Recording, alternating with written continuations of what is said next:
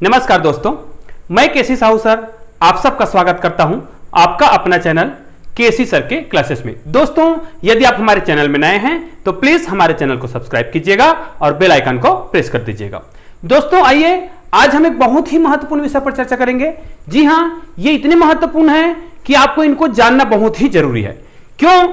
क्योंकि ये आगे चल के आपको जब तक पढ़ेंगे तो आपके सारे एग्जाम में काम आने वाले हैं और ये सभी प्रकार के जो कॉम्पिटिटिव एग्जाम होते हैं इनमें बहुत ही महत्वपूर्ण होता है। और आप लोग को पता ही होगा कि आजकल सभी प्रकार के प्रतियोगी परीक्षाओं में जो रसायन है उनको कंपलसरी किया जा रहा है। रसायन की जो मूलभूत जानकारी होती है उनकी जानकारी आपको बहुत ही जरूरी है। तो आइए आज हम देखते हैं ऑक्सीकरण संख्या। दोस्तों, ये ऑक्सीकरण संख्या क्या होता है ना, क्योंकि ऑक्सीकरण संख्या और संयोजकता इनके बारे में जानना जरूरी है। संयोजकता किसे कहते हैं?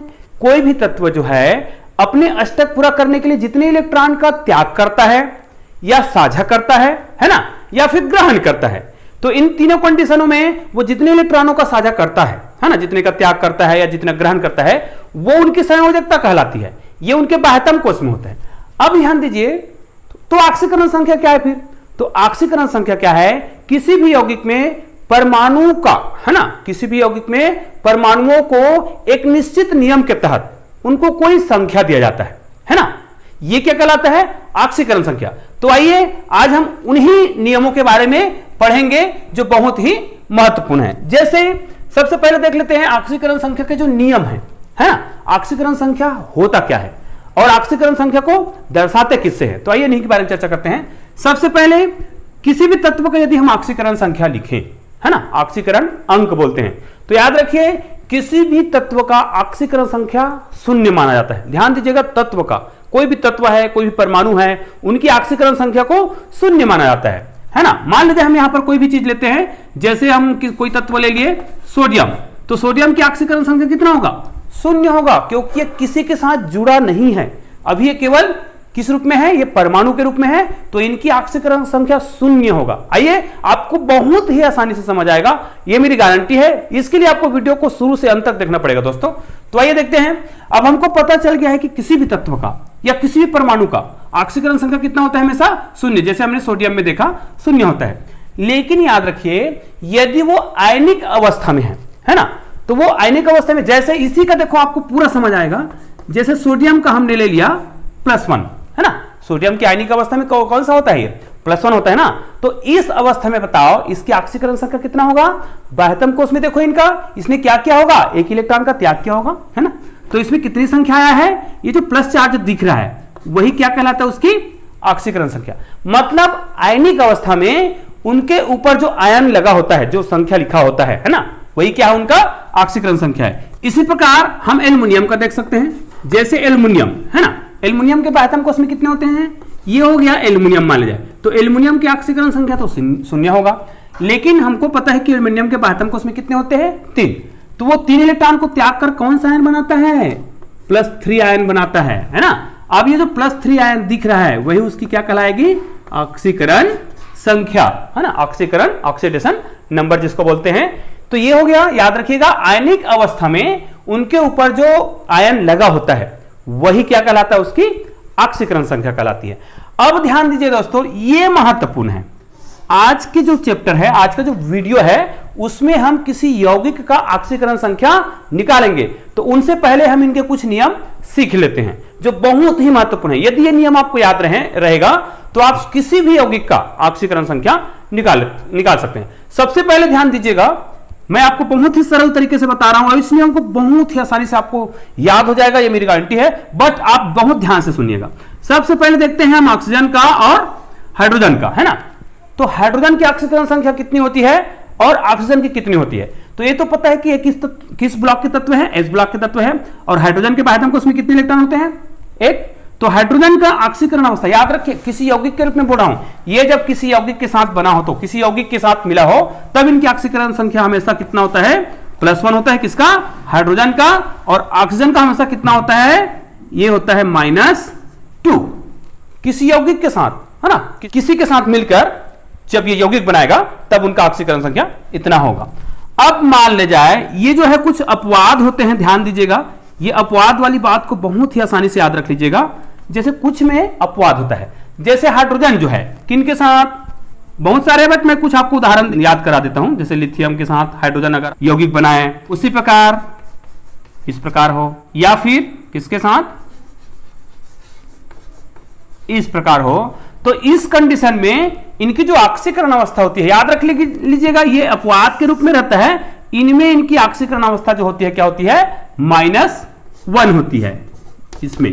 ठीक है, तो याद रहेगा। इसको आप किसी ट्रिक के रूप में याद कर सकते हैं, और भी इनके अलावा भी है, लेकिन जब आपको पूछे कि इसका माइनस ऑक्सीकरण अवस्था कब होता है, तो आप इसका उदाहरण दे सकते हैं। ठीक है, और इसके उदाहरण के लिए आप क्या कर सकते हो, इसको मां काली करके याद कर सकते हो, Mg मां से, Ca से का और Li से ली, है ना। तो इनका तत्व का याद कर लीजिएगा, Mg से MgH2 और CaH2 और LiH। इस प्रकार आप इस ट्रिक बना के याद कर सकते हो। और इनमें क्या होता है, इनकी जो ऑक्सीकरण अवस्था होती है क्या होती है, -1 होती है। उसी प्रकार ऑक्सीजन के भी कुछ अपवाद होते हैं, ये होता है सोडियम परऑक्साइड एवं हाइड्रोजन परऑक्साइड। ये दोनों में किसमें, ये सोडियम परऑक्साइड होता है और ये क्या होता है, हाइड्रोजन परऑक्साइड। इन दोनों ही कंडीशन में ऑक्सीजन की जो ऑक्सीकरण अवस्था होती है वो -1 होता है। ध्यान दीजिएगा, बहुत ही महत्वपूर्ण है। अन्यथा हम जानते हैं कि ऑक्सीजन की जो ऑक्सीकरण अवस्था होती है वो कितना होता है, -2 होता है ना। यहां पे जैसे बताया था किसी अन्य यौगिक के साथ, लेकिन जब वो परऑक्साइड के रूप में बनाए, जैसे सोडियम परऑक्साइड और हाइड्रोजन परऑक्साइड, तो इनकी जो ऑक्सीकरण अवस्था होगी वो कितना होगा, -1 होता है। ठीक है, लेकिन कुछ विशेष कंडीशन में, मोस्ट टाइम पे याद रखिएगा इसको, यदि ऑक्सीजन जो है अपने से अधिक ऋण विद्युतीय तत्वों के साथ क्रिया करे, है ना, तो ध्यान दीजिए ऋण विद्युतीय तत्व किसको कहते हैं, जो क्या करता है, इलेक्ट्रॉन ग्रहण करता है। तो हमको पता है कि ऑक्सीजन ऋण विद्युतीय तत्व है, लेकिन ऑक्सीजन जब अपने से अधिक ऋण विद्युतीय तत्व से क्या करेगा, क्रिया करेगा, तो इसका मतलब यह है वो जो ऑक्सीजन डोनेट करेगा इस जगह, क्योंकि ऑक्सीजन अपने से अधिक ऋण विद्युतीय तत्व से क्रिया कर रहा है, कहने का मतलब यह है सामने वाला जो तत्व है ऑक्सीजन से क्या करेगा, इलेक्ट्रॉन ले लेगा। इसका मतलब यह है कि ऑक्सीजन लेने का काम कर रहा है कि देने का, यहां पर देने का काम कर रहा है। इसका मतलब ऑक्सीजन में कौन सा आएगा, प्लस आएगा। तो उस कंडीशन में उदाहरण के लिए हम क्या कर सकते हैं, ऑक्सीजन का जो ऑक्सीकरण अवस्था होगा, जैसे OF2। अब यहां पर ध्यान दो, ऑक्सीजन और फ्लोरीन में कौन अधिक ऋण विद्युतीय तत्व है, फ्लोरीन अधिक ऋण विद्युतीय तत्व है। इस स्थिति में ऑक्सीजन जो है प्लस रूप में काम करेगा। तो इसका मतलब यहां पर याद रखिएगा, इसी अवस्था में इनकी जो ऑक्सीकरण अवस्था होती है वो +2 होती है। इस मोस्ट टाइम पे है, इनको क्या कर लीजिए आप लोग, याद कर लीजिए, क्योंकि इन्हीं के आधार पर हम पूरे ऑक्सीकरण संख्या जो है निकालेंगे। और एक और चीज याद रखिएगा, इसके अलावा कुछ और होते हैं, जैसे एस ब्लॉक के तत्व, प्रथम तत्व जिसको हम लोग क्या बोलते हैं, क्षारीय तत्व, क्षारीय धातु जिसको बोलते हैं, है ना। इनकी ऑक्सीकरण अवस्था कितनी होती है, +1 होती है। ये किसकी बात कर रहा है, प्रथम समूह के जो तत्व होते हैं जिसको हम एस ब्लॉक के तत्व बोलते हैं, है ना। तो एस ब्लॉक के 2 तत्व होते हैं, S1 और S2। उसी प्रकार क्षारीय दूसरा होता है क्षारीय मृदा धातु। क्षारीय मृदा धातु मतलब एस ब्लॉक के द्वितीय जो तत्व होते हैं जिसको हम लोग बोलते हैं S2, तो उसकी ऑक्सीकरण अवस्था कितनी होगी, हमेशा +2 होगी। ठीक है, तो इस प्रकार के आप ऑक्सीकरण संख्याओं को याद करिए। इसके आधार पर आइए हम कुछ उदाहरणों को बनाकर देखते हैं, जिसके बाद हम क्लियर हो जाएगा कि ऑक्सीकरण संख्या निकालते कैसे। आइए दोस्तों, कुछ संख्याओं का ऑक्सीकरण संख्या लिखते हैं। ध्यान दीजिएगा, ये आपकी किसी भी परीक्षा के लिए बहुत ही महत्वपूर्ण है। ये आपके कॉम्पिटिटिव एग्जाम के लिए भी महत्वपूर्ण है और आपके जो बोर्ड एग्जाम है उनके लिए भी बहुत ही महत्वपूर्ण है। तो आइए देखते हैं H2SO4 में एवं इसमें सल्फर का जो ऑक्सीकरण संख्या है वो कितना है। ठीक है, तो देखते हैं, यदि हम इसको निकाले पहला, है ना, तो H2SO4 में हम निकाल रहे हैं इनका सल्फर का ऑक्सीकरण। ध्यान दीजिएगा, जिनका भी ऑक्सीकरण संख्या निकालते हैं उसको हम X मान लेते हैं।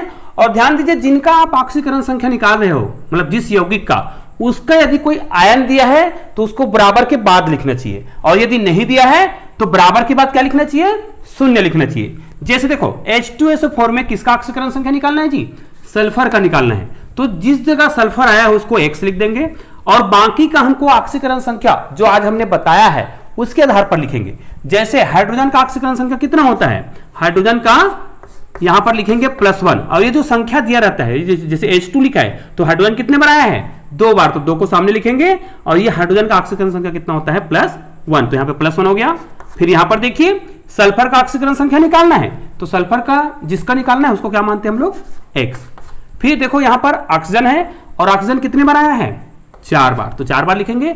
और ऑक्सीजन का ऑक्सीकरण संख्या याद रखिए मैंने अपवाद वाला भी बताया है, क्या यह अपवाद वाला में शामिल है, नहीं है, तो ऑक्सीजन का ऑक्सीकरण संख्या हमेशा कितना होता है 2, उन अपवादों को छोड़ दिया जाए तो, और बराबर क्या लिखेंगे 0 लिखेंगे। अब इनके साथ क्या कर देंगे गुना कर देंगे, तो ये +2 हो जाएगा, +1 हो जाएगा, और देखो 4 दूनी 8 हो जाएगा, और ये माइनस है 4 दूनी 8 माइनस, तो ये क्या हो जाएगा, इनको हम माइनस कर देंगे और बराबर 0। अब देखो ये +2 है और ये -8 है, तो x बराबर कितना हो जाएगा -6 बराबर 0।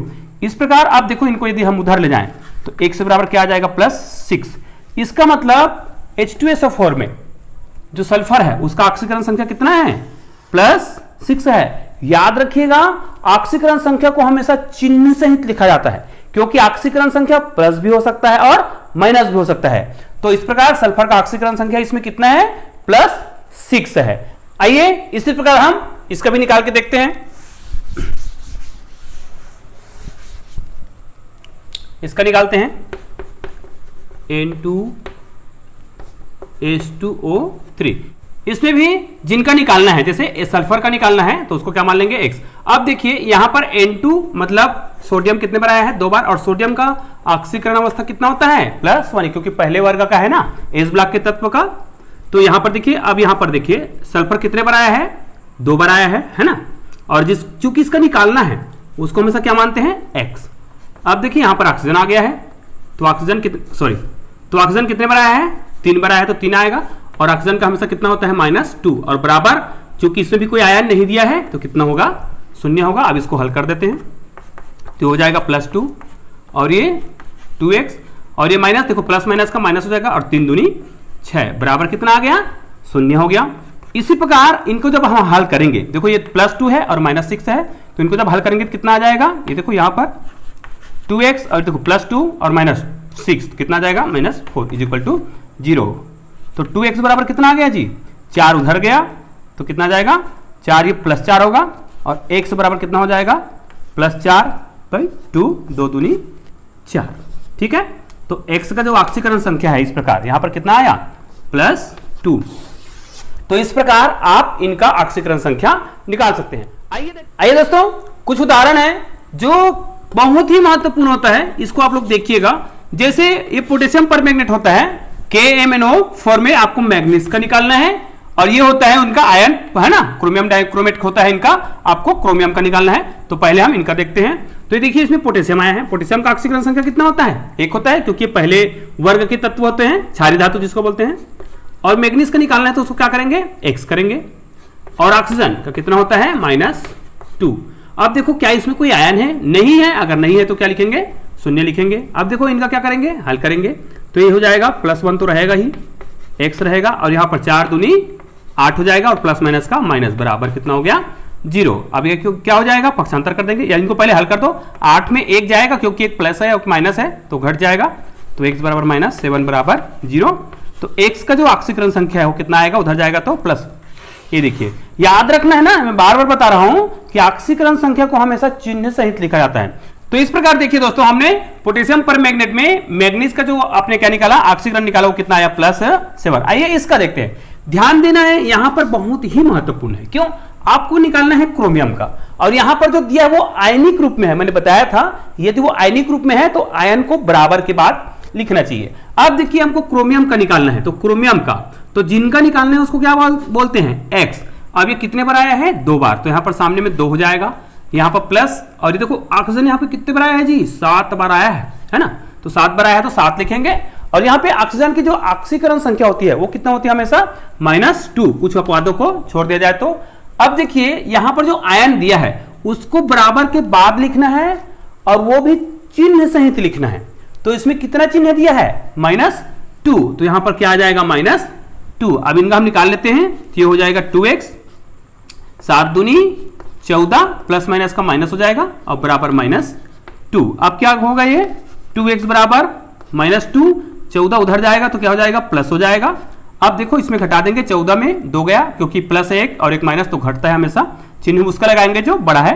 तो क्या हो जाएगा x बराबर यहां पर क्या हो जाएगा, यहां पर कितना आ रहा था 12 आ रहा था, अब ये 2 है बट्टे में चला जाएगा, अरे प्लस तो होगा ही, 2 कितना गया 6। इस प्रकार इसमें इस आयनिक अवस्था में इनकी जो ऑक्सीकरण अवस्था है क्रोमियम का ऑक्सीकरण संख्या वो कितना आया +6 आया। आइए दोस्तों कुछ और बहुत ही महत्वपूर्ण उदाहरण देखते हैं।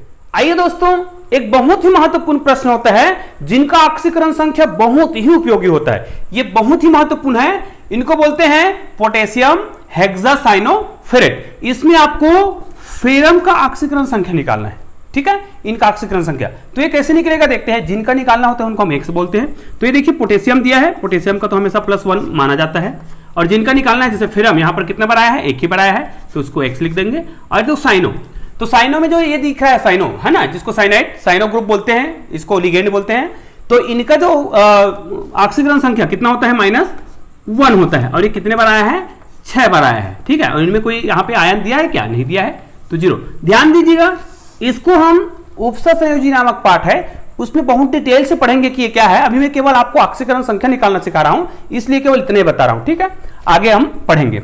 अब इसका ऑक्सीकरण संख्या निकालते हैं, कितना आएगा यहां पर देख लो, तो प्लस ये 4 तो हो ही गया और ये 1 हो गया, और ये माइनस कितना आ जाएगा 6 बराबर 0। ये दोनों देखो प्लस माइनस है तो क्या हो जाएगा x -2 हो जाएगा, 0 ये घट जाएगा ना, और चिन्ह इसका जो बड़ा है उसका लगता है। अब x बराबर इसको जब पक्षांतर करेंगे तो कितना आएगा +2। इस प्रकार इसमें फेरम का जो ऑक्सीकरण संख्या है वो कितना आया +2। तो इस प्रकार ये बहुत ही महत्वपूर्ण है। तो आइए मैं आपको तो आइए दोस्तों मैंने यहां पर कुछ प्रश्न लिख रखा है, जैसे अमोनिया प्लस आयन लिखा हुआ है इसमें आपको, और इसमें N2O4 में नाइट्रोजन का ऑक्सीकरण संख्या निकालना है। इसमें देखो ये आपका मैंने अभी बताया भी था, ये होता है सोडियम परऑक्साइड, इसमें आपको ऑक्सीजन की ऑक्सीकरण संख्या निकालना है, और इसमें क्या करना है आयनिक रूप में है, इसमें आपको फास्फोरस का निकालना है, और इसमें क्या करना है आपको क्लोरीन की ऑक्सीकरण संख्या निकालना है। दोस्तों इनका हल करके मुझे कमेंट बॉक्स में कमेंट करके अवश्य बताइएगा, ताकि मैं आपको इनका आंसर भी और बता सकूं यदि आप कमेंट करते हैं तो दोस्तों आज का वीडियो आपको कैसा लगा मुझे कमेंट करके अवश्य बताइएगा, और इनके आंसर भी मुझे कमेंट कीजिएगा। तो दोस्तों आज का वीडियो यदि आपको पसंद आया हो तो लाइक कीजिएगा, और अधिक से अधिक अपने दोस्तों को शेयर कीजिएगा, ताकि अधिक से अधिक बच्चे इनका लाभ उठा सकें। धन्यवाद दोस्तों।